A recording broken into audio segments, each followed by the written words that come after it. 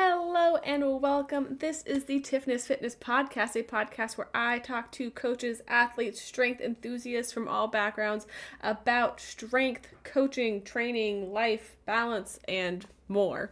Today's guest is Carlos Leal. You might know him on Instagram as Kettlebell Malabar. He is a phenomenal kettlebell juggler based out of Spain, and he is one of the organizers for the Kettlebell World Games that are happening in Brooklyn this year. If you are even remotely interested in kettlebell juggling, classical juggling, this is a phenomenal episode for you to listen to. So let's get into it. So how did you find juggling? Like, how is that a thing that you kettlebell juggling? How did you even stumble upon that as a thing? Yeah, that's actually a great question because it's like it's a weird thing at the very beginning. Yeah. Well, I've been training since because my background comes from martial arts and water sports, basically kite surfing, and I used to train the kite surfing world champion. Also, I was competing also in stand-up paddle surfing. I have a surfing school too. I've been related to the Warriors since I was a kid. And so I started like, let's say 20 years ago to start kids that were like good kite surfers or they want to become great kite surfers. And I started to coach those people. And those guys are really good right now. They're hitting the world. There are some of them that were champions. And I was trying to always search more unconventional tools to improve rotation, basically because we need to rotate really speed when you do freestyle kite surfing, and you need to do tricks. You need to have a lot of rotational speed and strength.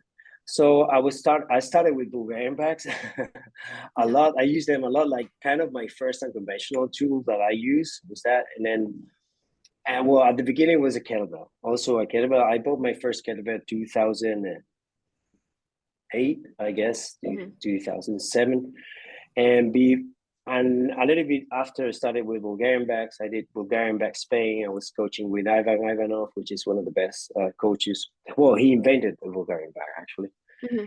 and so I certificate with them, a professional coach for. They mainly train wrestlers and people from wrestling, but they also have like a fitness place. And Mm-hmm. so I started with that, and in let's say 2010 or so, I started to see some videos from Oksana was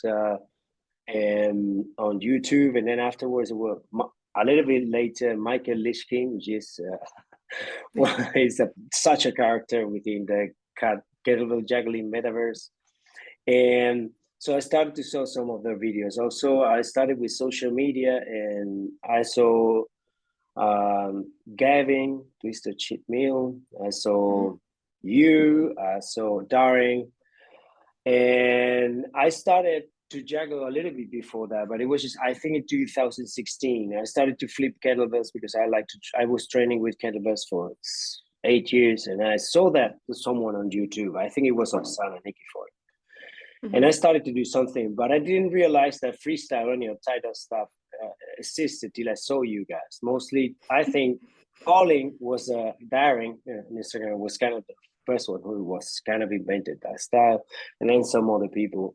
But I was watching you too doing that things because I've seen like the classic before, like simple stuff, Mm-hmm. classic stuff. But nobody did that freestyle before, so I kind of fell in love with all type of jugglings. I like all type of jugglings. I know. The thing is that recently I do more classic because it's like where I feel more comfortable, and I think that it's more similar. I'm a coach, so it's Yeah. more similar, has similar programs and ways of improvement to Mm-hmm. if you want to get better in strength, mobility, so you can improve with that way. Freestyle is more like more Vibes. I, yeah, it's a state of mind. It's Actually, it's fun. a state Yeah. of mind. Yeah. It's That's how fun. I It's that's how I fun. use my juggling. Is it's just fun. I do a lot of very structured programming, and like my plan like my programs and things are just like this is what I'm doing all the time, and juggling for me is a way to not have to like have a day where I'm like this is I have to do sets, reps, whatever, and I could just go have fun outside and Yeah. and frighten my neighbors. This is totally the lovely thing about juggling is that you can use it in many ways. Mhm. Different. We move in between the line of training, flowing, sport. So there are many varieties we can do juggle or use juggle for our life, for our training, for get better, more explosive, to get more endurance. So that's the lovely thing about juggling. Yeah, it's super versatile. I think that's also just like the lovely thing with kettlebells. Like they're such a versatile tool where you can do whatever you want with them. Like you can do crazy Absolutely. strength feats with like double rack squats, but also you can do like kettlebell endurance where you're going for like a relatively light weight for sport and going for a very long time. And then also you can do the crap that we like to do and frighten everyone around us and flip kettlebells over our face and play dodgeball with a Absolutely. kettlebell and all of it's Yeah, fine. absolutely. 100%, uh 100%. yeah, it's all good and there's nothing wrong with any version of it. I think that's when people like are coming from the outside in, they get like very like, is this safe? Is this whatever? How do you respond to people who are afraid for our safety all of the time? Yeah. Well, that's what I say. We move in between a thin line of many people looking at the same tool, but with different approaches. Everyone has their own way of seeing a kettlebell. Everyone is right. Mhm. Everyone, even the bad moves sometimes are right. Mhm. So because we learn. So Yeah. talking about this,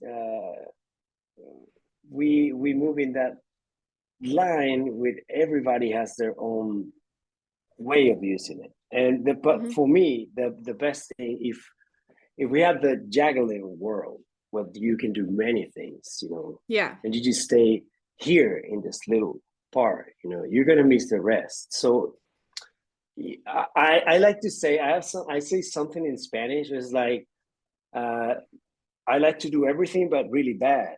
Like Yeah. Yeah. I'm it's not like great at everything, but I can do a lot of things. yeah, Like you had to accept that maybe you can be the best of anything, but considering juggling, which is mostly for fun, even though some of us take it seriously, it doesn't matter if we don't have fun the whole yeah. time. Yeah, yeah, and like some training days are straight fun. Some training days are building and failing over and over and over again. So many broken fingernails, so Yeah, many we were jammed talking about safety. fingers. Yeah, Safety, that have thing you that had you like said. yeah, have you had any like major injuries from juggling? Like what's Oh the yeah. worst you've had? What's the worst you've gotten from juggling? I know you had oh dang, your finger's not. Sorry, it was It's just okay. that. Yeah, no, it's well. This is kind of, let's say I have two big injuries, and this Mhm, is funny because we were talking before about safety, and there are many things to say about safety. I mean, you can, of course, if you go juggle outside and you're gonna take a light bell, you can hurt yourself. You can hit yourself with a kettlebell, but it's not gonna be that maybe not that tough. If you go for a kind of 8 kilo, 12 kilo, it's fine. And yeah, if I've you not do had any if you do major. stuff in front of you, like you do a lot of stuff, you can stop awareness and kind of take up your food. But one thing about juggling, juggling maybe it's not for everyone. It could be, Mhm, but if you like in a level of having fun, let's say it's for almost everyone. Not some people are really into it themselves and keep going. You need a kind of stoicism to keep going mhm, with like that. So there are some certain people that are more into that, like people that come from martial arts, people that are really been struggling, like are really into hit themselves and that thing happen. And some other people, of course, going to be like, wow, what are you doing? I understand yeah. that too. But there's a safe way of learning things, and there are some security things that we need to consider every time we go out and juggle. Mm-hmm. The worst injury I have, answering to your question, was I broke my toe before the Warsaw European competition in 2022. 1 month before I was training, and I use always R cap shoes. Why? Because with the meals, I mean, when you're doing meals, which is something that we do a lot because we want to score and we need those circular moves around your body for combos, which is like what we do Mm-hmm. in classic. If you lose the grip on a meal, you have no time to react because it's the leg that you're using to have balance, so you cannot Just drive. step away. So Yeah. the kettlebell goes straight to your feet. So when we do meals and we do for heavyweights, we always should use iron captures. That's my Mm-hmm. point of view, and I learned it because I broke my toe 1 month before the competition in Barca. I was for 6. I competed also with my finger toe broken, and it took me like, let's say, 6-7 months to totally recover. And this one I did it 1 month before the World Games this year, and it was Mm-hmm. just like catching when we're doing in a program we had to do 30 elements without dropping, so I was training for that and I didn't want to drop, so I catch an oblique meal in a bad way and I just step up, but just for Yeah. that finger, and it pop out to from here to there, so I have to reduce it back. Oof. And it's still something's broken, still not right, but it's functional. Sometimes that's just how the body works. Sometimes it's never going Yeah. to be 100% again. I come from that background where we used to do tricks like when I was doing kite surfing, like 4, 5, 6, 7 meters, which is really high, and then do twisting, and then you fall, and then it was just for fun, and we were just risking the life sometimes. So of course you can hit your fingers, you can damage your fingers, you can hit your toes, but I mean, from a if you start juggling with heavier weights and you want to improve, of course you need technique. And Mhm. if you work on your technique, the things reduces. But when we're talking about high performance, nobody cares if a football player breaks a knee, getting trying to, just playing football, Yeah. sometimes happen. It's high performance. So when we throw in quads, quad, triple, triple, quad, there's something can fail. And the magnificent of what can happen is, of course, not the same as you do something in your garden, like for fun. It's different. Yeah, it's a different I think that's such a good point because people who are seeing this on the internet who are going, "Wow, that's so scary. Oh my god, you must be hurting yourself all the time." And it's like, "No, I built to this." I didn't start my first day throwing a bell over my head. Like my first day Yeah. that I started juggling, I the very first flip I did was like a two-hand simple flip and catch. That's how we all started when we started doing this process. And no one's saying when like I teach a little bit of juggling, not to like the capacity that you do, but more for like flow and fun. Um, but whenever we're juggling, it's like, okay, but you have to build to that. No one's showing you how to do an over the shoulder on your second time of practicing how to do a No. juggle. It's a high performance athletic event that you're training for. Just like no person who's going out to like play like pick up football on the weekends. We're not expecting them to also go play in the NFL. Like it's Absolutely. a different level of sport that we actively train for. And on that note, like how do you train outside of juggling itself to be physically prepared for juggling? Because I know a lot of my outside strength work benefits my juggling, like the fact that I'm physically stronger, my mobility work for my overhead stuff. Do you do things specifically to benefit your juggling, or are you just generally working strength, or are you doing just straight juggling all of the time?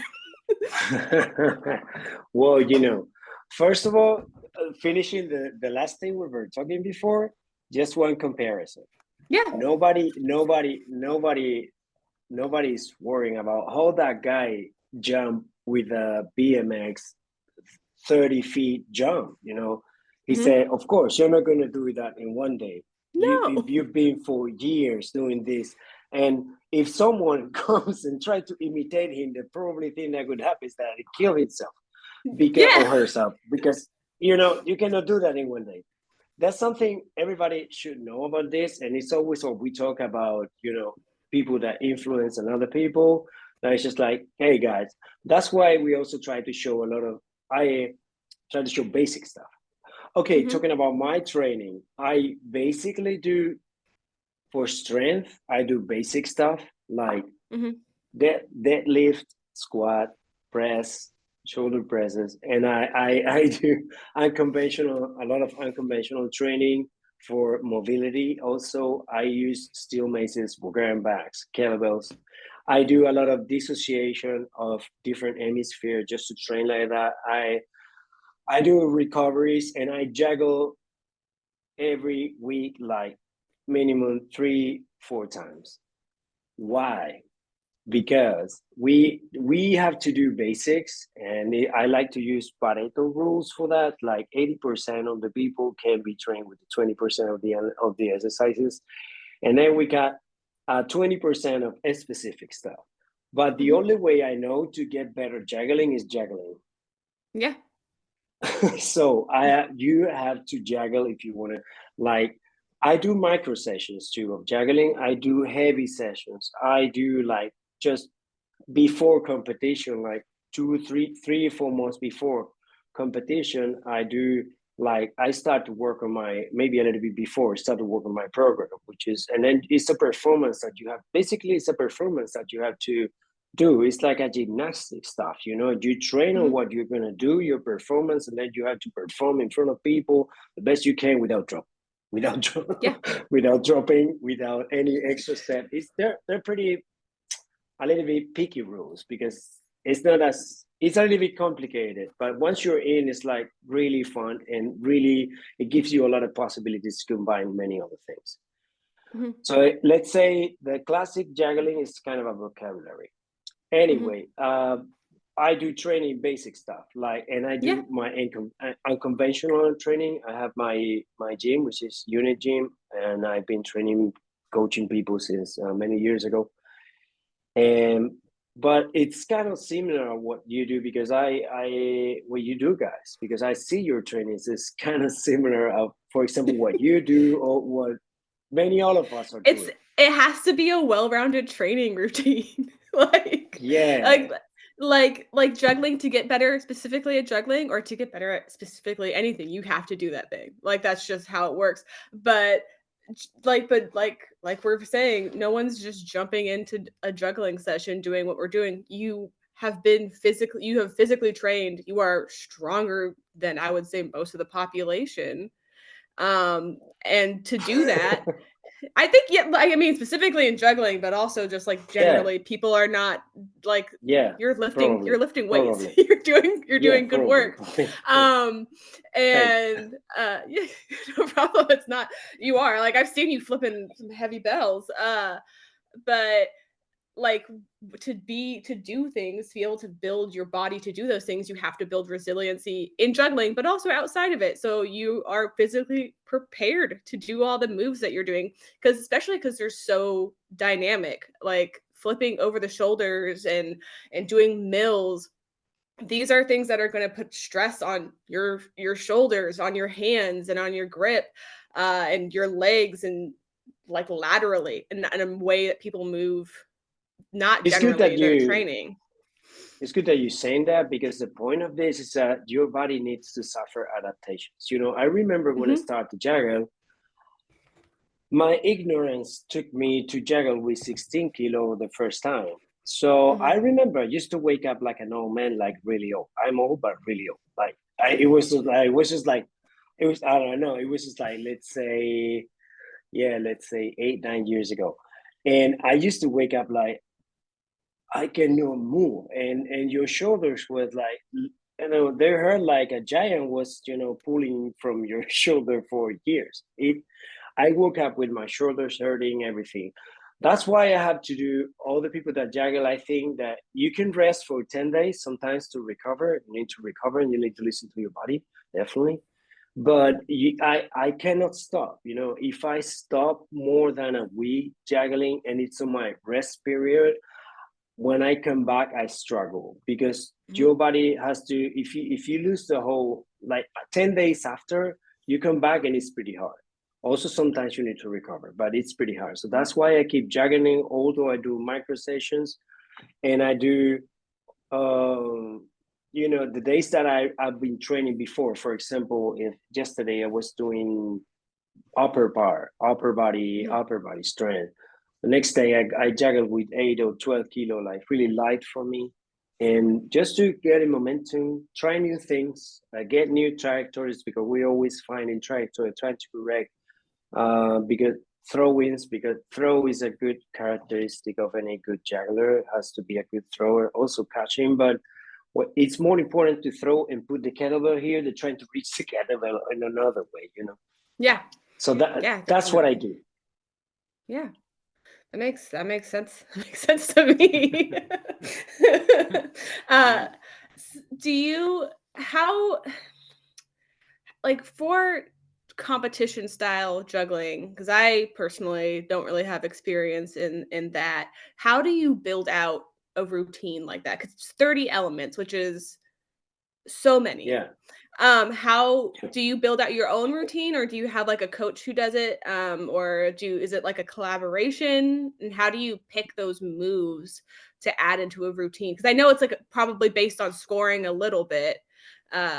But Everything. also like what you can do and like how do you sequence it? Because like when I do my flows, they're 30 seconds.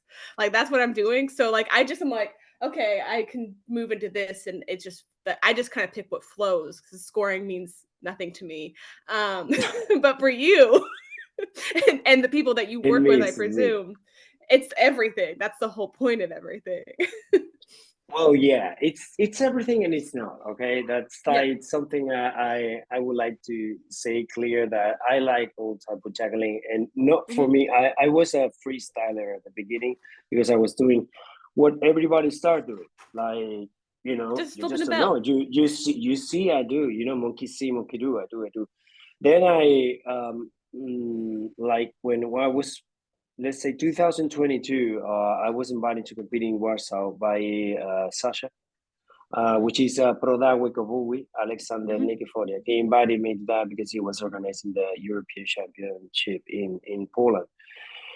And I said, yo, man, I don't know how to compete. I don't know anything. But so he teaches a few of us, like Elisha, Tom, Pavel, Patricia, Karina. He teach us what the competition was. I knew that was classic, and I knew a little bit what was freestyle, but nothing was clear. Like, so let's say, we started like 2 or 3 years ago to start a little bit before. It was just like 2022 when he announced it, and we were just like preparing this. So we started to learn. It took us like a year to learn. Let's say in Russia they took like 4 or 5 years to learn this. Okay, so and they're training every All the time. week, three or four times. So it's like kind of like a university studies or something. So we learn kind of quick, and we keep learning. So the first programs were made by Sasha, which is like we all know classic because him.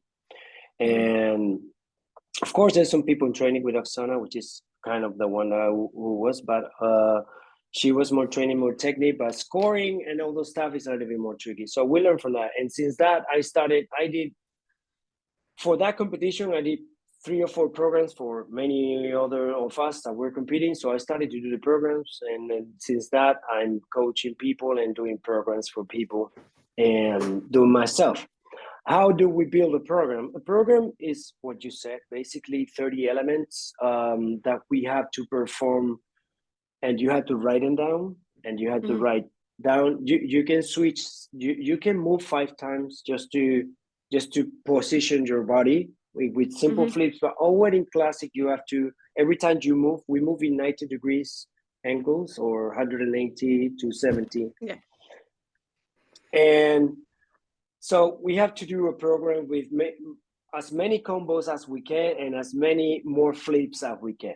So it's based on your strengths, and we have to take away your weaknesses, because if you drop in some type of elements, well, definition of element is kind of a trick, but it's not the same. Yeah. An element has three parameters. The first one is the type of the flip. The second parameter is the number of the flips. And the third parameter, we change the move, is the angle, the move of our body within the angles that we can move.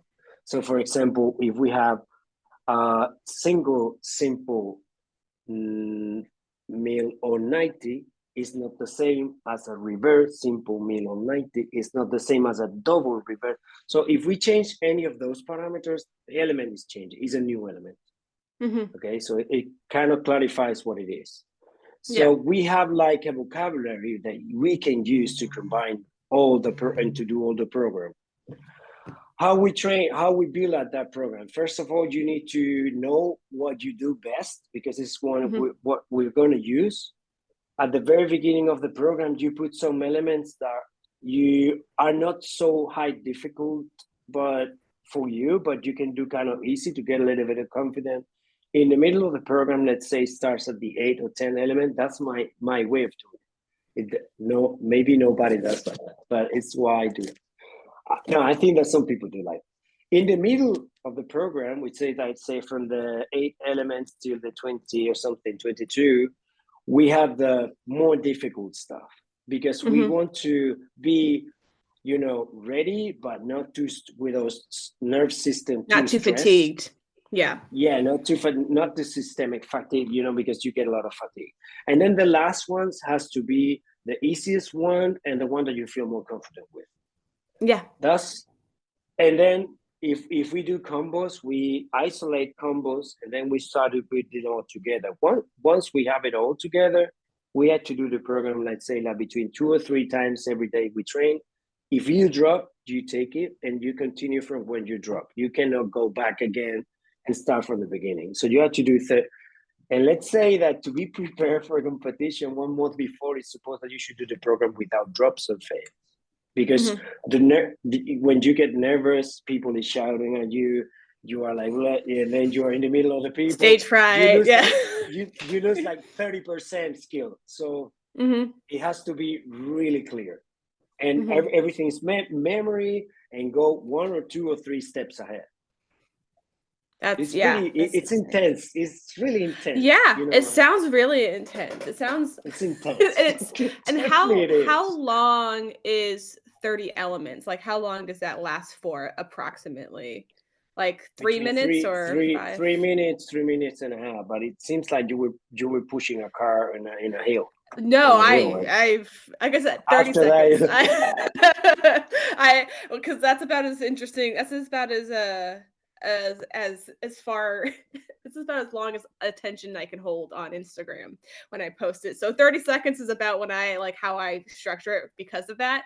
But doing that so many more times, that would be so exhausting. It's like a technical feat, like knowing the flips, catching it for 3.5 minutes straight, but it's also like a cardiovascular feat. That's like running sprints for stamina, for 3.5 minutes. You need a lot of explosiveness, and it demands a lot of stamina. It's like you need a lot of stamina, because you need to be so explosive. It's changing the rhythms. You can rest, but just 5 seconds. You do the static rest. Yeah, we can do overhead static, that you have to straight your elbow. If you do a little bit like that, it takes penalty. And you can rest on forearm statics, but not less than 2 seconds and no more than 5 seconds. Not less than 2 seconds, because you need to prove that you're holding the position. Because like gymnastics, you and then you got it. So if you move, if you step, and then you got it. If you don't, so this kind of the same, and no more than 5 seconds. Yeah. It's a feat, like and with the power, because we got power juggling is even worse, because girls are with 12 kilo, which is heavy for 30 elements. I'm sure you know that. And guys are between 20 and 24 kilos, which is like, That's a lot. That's heavy. Do do you or do any athletes you work with cross train with regular kettlebell sport? Because I feel like that endurance from like a long cycle would probably benefit at least the cardiovascular power that you're required to use. Because I mean, it is a discipline of kettlebell sport, essentially, but it's wildly different. But I just imagine that yeah. like long cycle would be something you're working your grip, you're working your power, you're working your cardio. Might be something that cross trains really well. Well, I cannot talk that much about kettlebell sport because I was never into kettlebell sport. It doesn't mean that I Mhm. don't like it. It's just Yeah. like I practiced for a while, but let's say I was never really into endurance sports. It's Mhm. like because I was always a little bit of an action man. I was just Yes, like you're like doing kite flipping, kite surfing, like, I can see how yeah, I you was moved into juggling, like, very easily. You're like, "I'm gonna flip yeah. myself. Now I'm gonna flip this bell." So I was not doing that much. When I was a teenager, I was doing mountain biking as an endurance stuff. But it kind of for me it's kind of boring. You know, it's like I don't find the momentum. I'm more into that, but I cannot relate. But Mhm, some people that I talk with, they know and they say that it's good, of course, because everything that you within kettlebell, everything you do is great. Let's start from that. I don't get my friends kettlebell juggling sorry, kettlebells for friends get bad at me. I really like it. I really love it. I watch it for 10 minutes, but I never practice that much. I think I'm You're really fine. bad too. Well, I let's see one day. But Misha, Michael Lishkin, he used to train for that. He was a champion in his country, and he say that the programs of kettlebell and kettlebell sport and kettlebell juggling, they can interfere if you're doing it at the Mhm. same time because Yeah. I don't know the type of training. I mean, I know a little bit the type of training that they do, but they can interfere. Also, let's be clear. Juggling sometimes you can be a little bit. Sometimes you can get injured. Like, in endurance sports, you get like blood in your hands, like your tendinitis, your maybe your lower back, and this is a marathon. This is like wow. For me, it's like wow. But Mhm. there's another type of wow. It's Yeah. different. Yeah. So Yeah, like an they say they off-season training. interfere. But I cannot say that much. Yeah. I guess it would be a lot of volume. I know, like, when I build out my own training, it is hard to balance, like, a double kettlebell training and also, like, bed pressing or juggling or anything. It becomes so many reps, my body is like, "No, no. We're done." Yeah. And maybe when I was, like, in my 20s, I could've I could've swung it all, but now it's go where I'm starting to, like, be like, "Oh, I have to be, like, smart and train in a way that is going to benefit me, not only right now, but also in the long term, so I can keep Yeah. training without my body failing me." Not that I'm, like, It's always good. old, but but you have to start thinking No. about it before you get there. Because if you start thinking about it when you're when you're already there, it's probably too late at that Oh. point. But Uh, I might do some endurance stuff next time because well, we have to talk about the World Games in mhm. that are going to be in. New York? Yeah, because the Brooklyn. games, New York, Brooklyn. Yeah. I might take part in the half marathon this time. This Mm. half marathon with the jugglers endurance discipline, which is like 30 minutes, a reverse flip under your chest, lower one, keep it lower, and Mhm. let, how many reps you can do for 30 Is minutes. it just reverse flips, no simples, just reverse the whole time? Just reverse the whole time. Do you alternate hands, or is it same one hand, alternate hands every rep? That's interesting. That'd be fun, I think. And that's coming from a sport background. Yeah, Psychopath I mean, behavior, 30 minutes of flips sounds up. I've done like a 10-minute of flipping kettlebells. I don't like back in like beginning of COVID times, You Tanya. can do it, definitely. You can do it. You can hit it. Um, You. yeah, Tanya, she's not really It's coaching just anymore, say, but she did a she had done it and I was like, well, I want to try. And I was like, oh, this is fun. But I mean, 8 kilos for me, I can kind of do whatever the hell I want with it for as long as I I think, want because it's 8 kilos. I can get yeah, away with it's a really, lot of really good. shenanigans. That's why I juggle 8, 10, 12 because I can do whatever without very minor repercussions to myself. Even when I like I throw it at think. my leg, it's like a little like I'm like, oh, that's a bruise. Okay, I'm and fine. and he has a technique. He has a technique. Like Mhm. it's really low, and it has a tech. It's easy going, but usually it's just 30 minutes. It's 30 a lot. minutes is of anything is so much. Last time, Can you put the bell down at all or no? Just hold it for the whole time. no, you can rest. You can rest on forearm static, but nobody rests. I mean, some people rest, but and the thing, if you drop the bell, it take away three repetitions. Interesting. That is Yeah, cool. it's cool. It's cool. Now I It's kind of cool. want to do it When 30 we did it, minutes. when we did it in Spain, that was one of Mhm. the most how could you say that word in English? It was it's so exciting. We have Yeah. like men and women same time in stage. There were six and then another six, and they were for 30 minutes. At the end, everybody was shouting like "What!"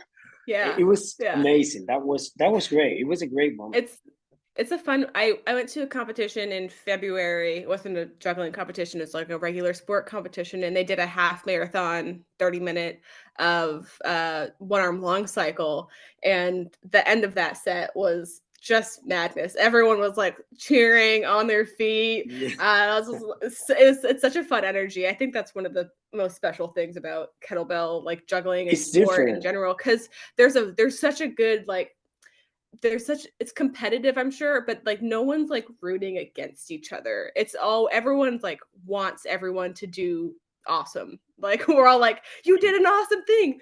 Sweet. Now I'm gonna go do an awesome thing. Let's go. There's no like animosity in it. It's all like excited, pumped up energy for everyone. And I think that's a really cool environment to be in when you're lifting.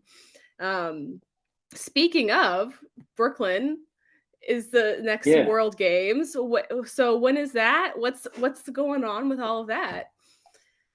Well, it comes it comes from we first competition we did in Warsaw. After that, some of us we decided we needed to go a little bit farther with all of this. So let's say next, I was talking with Sasha, which is the one that Sasha and Tom was also promoting. The first competition he was helping, but it was Sasha's idea, Alexander. And we say, man, I think next year I can do it in Spain and we can do it a little bit better. So I say, okay, let's do it next year in Spain. So we did it last year, we did it in Spain. Mhm. We changed it into Euro competition, we changed it into World Games because it was the first time we did a freestyle competition. It was kind of my idea because I was thinking about to bring everybody together, all the jugglers together, because till that time we were a little bit like everybody on their own doing the thing. So we just like let's try some freestyle thing. How can we do it? And because it's supposed that we were going to do the classic stuff, which is power, half marathon, and the classic, and we were going to do that. But we wanted to bring everybody together, and there were a lot of people in the States, mainly, also in Europe. A lot of people just started to do freestyle to say, but this is freestyle is free. You cannot rule that. Just Yeah. like so, what can we do?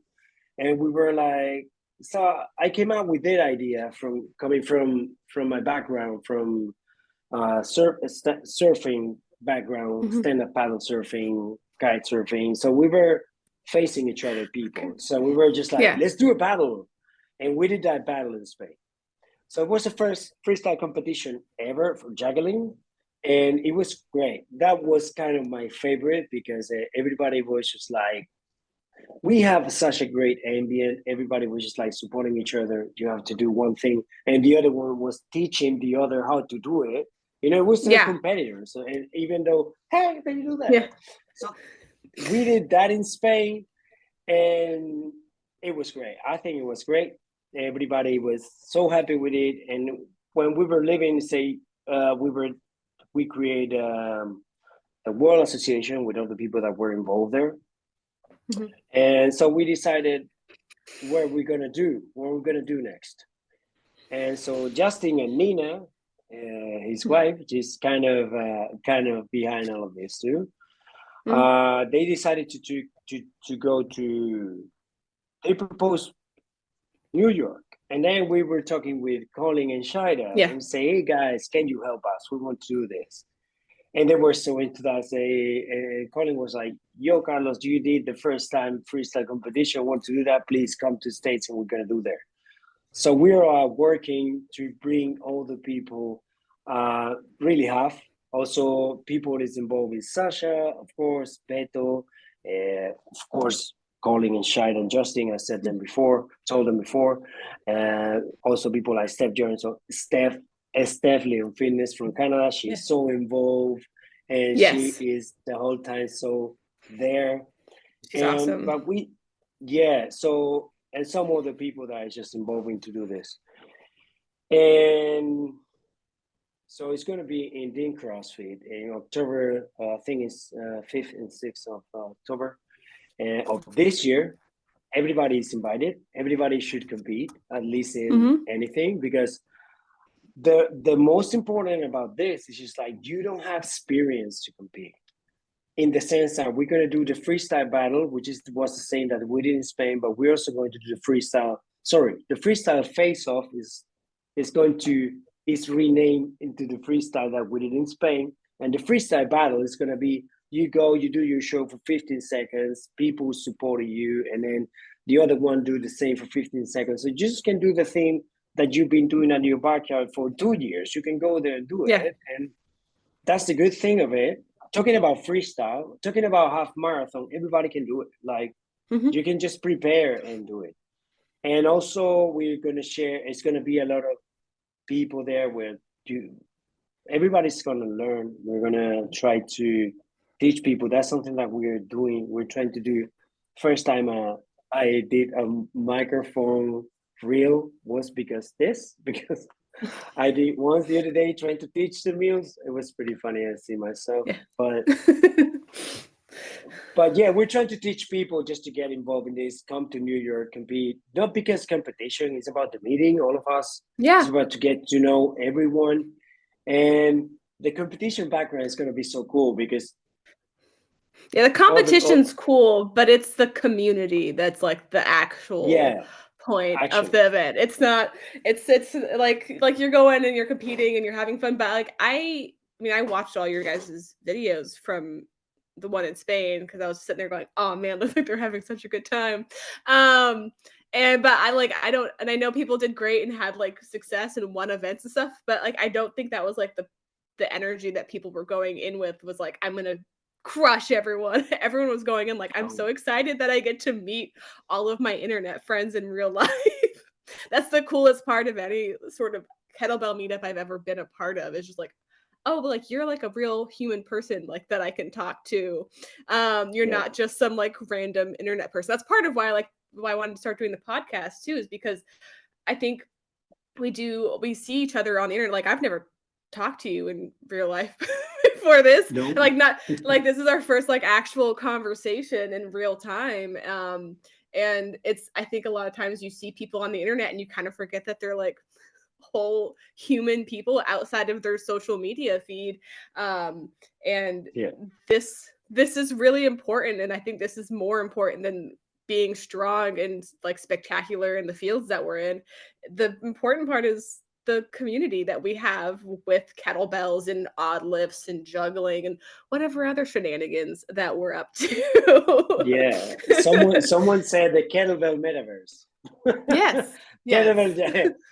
Anyway, the competition is just an excuse Mhm, to mhm. go meet up together, do their thing, and of course we're uh, sometimes this is more like if you go to see what I said before, a stream bike, something, and then you see those guys that do like woo super jumps and say wow. But imagine you can take your little bike and go there and jump. It's kind of like that. It's gonna be so participate people that really never been competing. None of us compete the first time we competed. None of No. us were really prepared, and it's just like the competition is just experience. We're gonna have fun. We're gonna meet all of us together. It's gonna be a great time, and I assure you, because some of those guys I know them since 3 years ago now, live. I've seen them, I touched them. They touched me, but Was there a fight? no, it's nothing about that. No, we have such a great vibes. Yeah. Actually, today we were talking. Said before, where Elisha, Beto, Justin, and we were just chatting today, a regular day. Mm-hmm. I talk with Justin almost every day. Everybody's involved. It's great people, and people are just doing this for passion. Nothing's Mm-hmm. for money, really. No, Everything is no. I've just not because. made a penny off of any competition I've No, ever been in. yeah, I've competed in sport since like 2018. I've spent money. I've spent lots of money competing, but I've never made any money. That's what I was telling my parents back when I started competing. They're like, "Oh, do you like?" I like had won something. Like, "Oh, how much money did you win?" And I was like, "I didn't win any money. I got a roll flex for my forearms, and that's what I won, and a really cool yeah. certificate."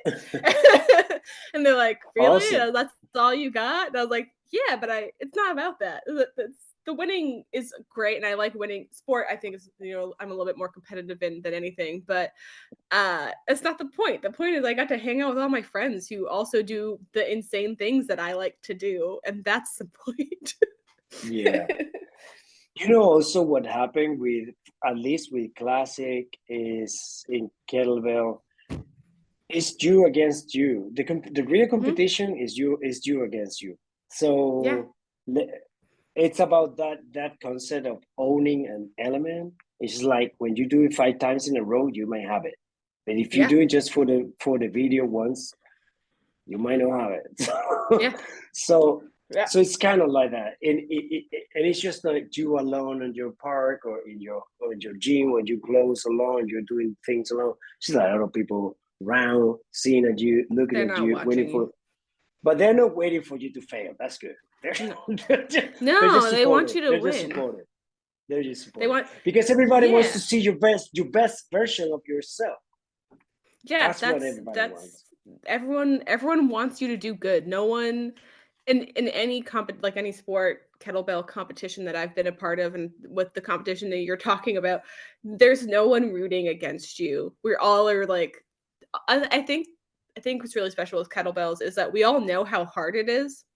Like we all know Real that deep the amount of disrespect.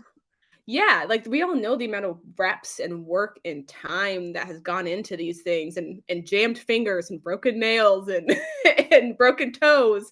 So we're all like, man, I know how much work you put into this. I can't wait to see you do your best.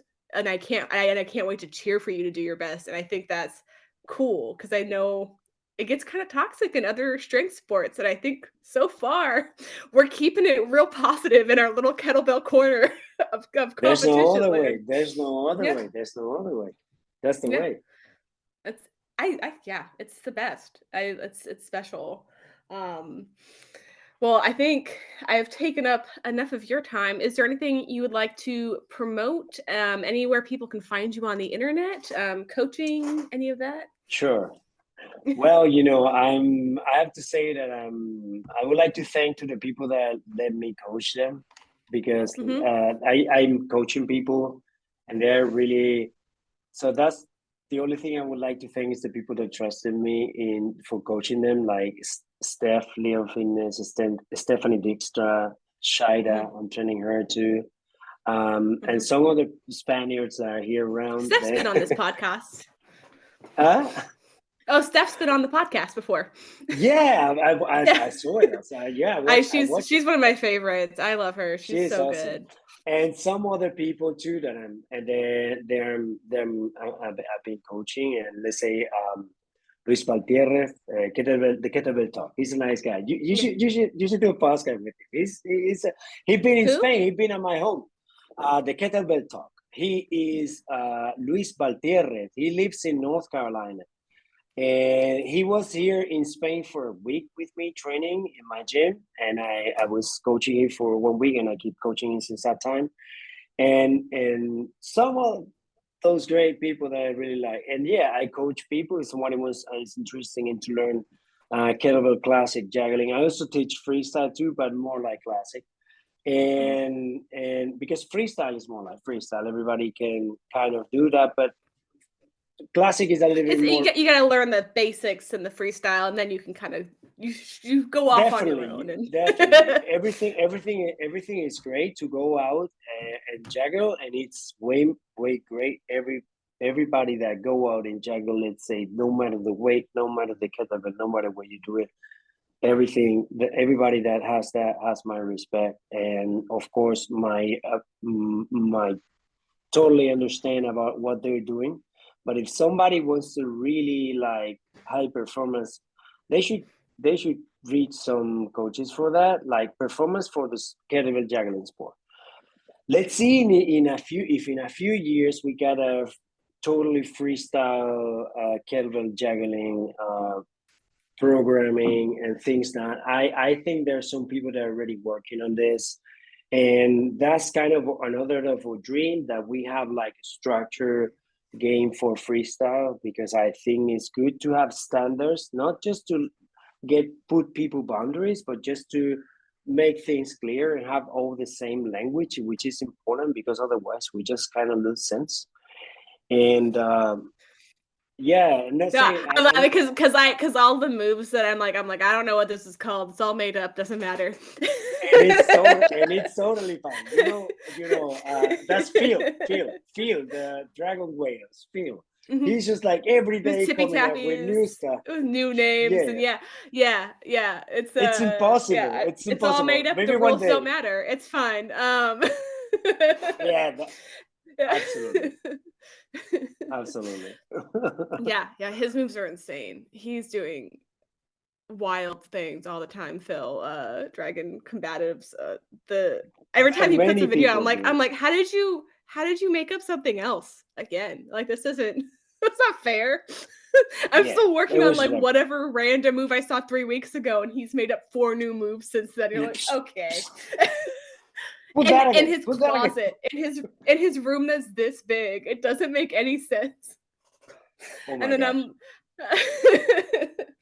This guy's yeah, many good jugglers. Many good jugglers. There's so many. It's grown so much. When I first started juggling, there was like 4 of us, and everyone's so much better than me now. When I first started juggling, it was just like me and come on, and you're good. And Jared, thank you. You're too good. And Jared and Gavin and Tanya and Battlebot. I was doesn't juggle anymore. I was talking with Tanya today. Oh, good. I haven't heard from her in a while. So. Oh, good. I'm glad she's good. I was wondering where she went, so I'm glad that she's good. But yeah, she's in the mountains, having fun, great time with his life. And she juggles. I figured she just wanted to not be on the internet, which is so valid. I don't want to be on the internet either. But it's so cool how much it's grown in the last 6 years, like alone. So I imagine it's just going to keep growing, and hopefully everyone who's listening gets to go see everyone in Brooklyn for the World Games, and definitely follow Carlos. I'll have all of your stuff linked, and thank you so much for taking time to talk to me. So I really appreciate it, and we'll see you next time. Bye. Carlos is so awesome, and I so appreciate him coming on and chatting with me. You can follow him on Instagram at kettlebell_Malabar, and you can sign up for or to go to the Juggling World Games in Brooklyn this October through the links in my notes. As always, all the ways that you can work with me are linked, so check those out if you're interested, and I will be back really soon with another awesome episode.